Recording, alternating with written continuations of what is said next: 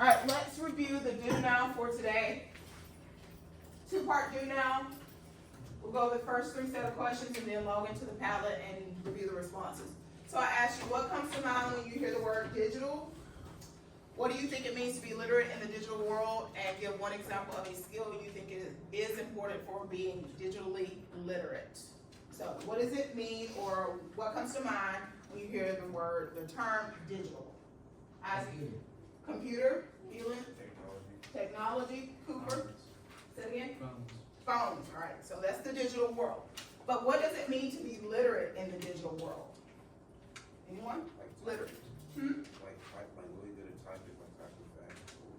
Oh, that's a good response. Maybe typing, Cooper. Being able to use technology properly. Using technology properly. Good response, yeah. You're on something. What else? Anything else?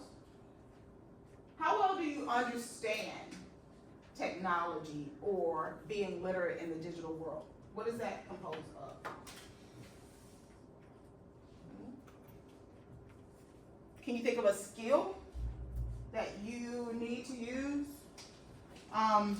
when being digitally literate? Being able to protect your passwords. Okay, protect your passwords. What else do you need to protect?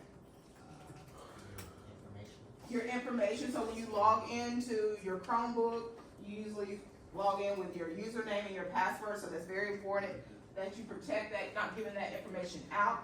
What else? Scott? If you ever cash up on your phone, they can hack your Oh, cash out. That happened to me, yeah. Protecting that, because those hackers can get into your phone, so you always need to change up that password maybe every 3 months. What about being respectful on the internet? How should you interact with others? Be kind. Be kind, yeah. Sometimes you might want to say things that are nasty, but you should not say those things. What else? No cyberbullying at all. So that's called being the word netiquette. So that's the term for that.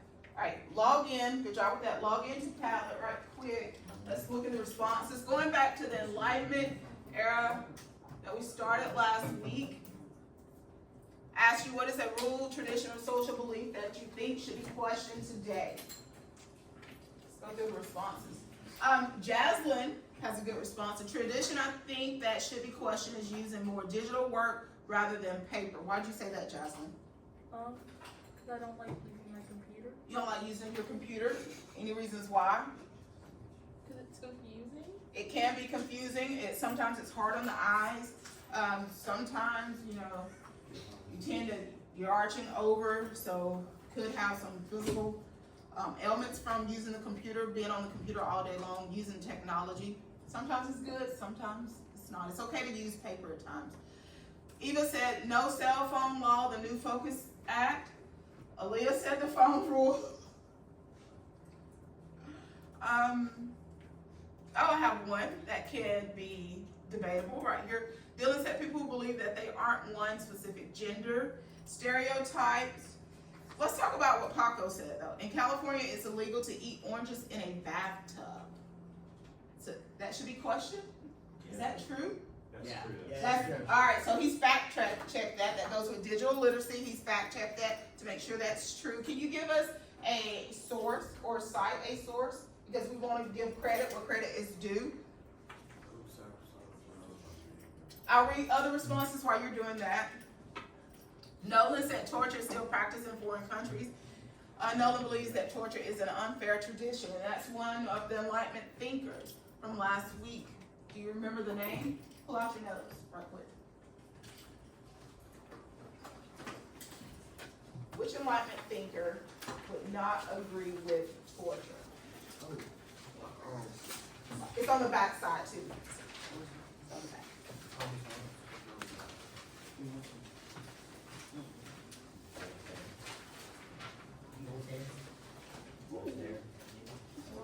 Voltaire. Okay, what does Voltaire believe in? Do that right quick. Religion. Huh? Speech of religion. Speech, freedom of speech and religion. Anything else?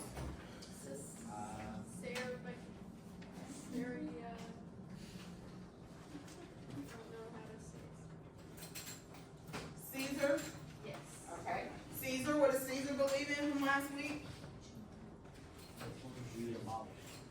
That torture should be abolished, and what else did Caesar believe in? Speedy trial. Speedy trial. Alright, good job.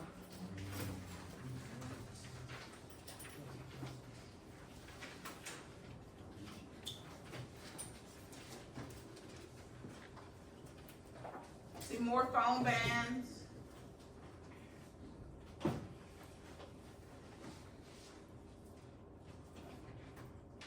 Alright, Reese's response. One thing that should be questioned is that people should post their entire lives online. This will bring down your self-esteem and it is proven to cause social anxiety. Y'all agree? Yeah? Yeah.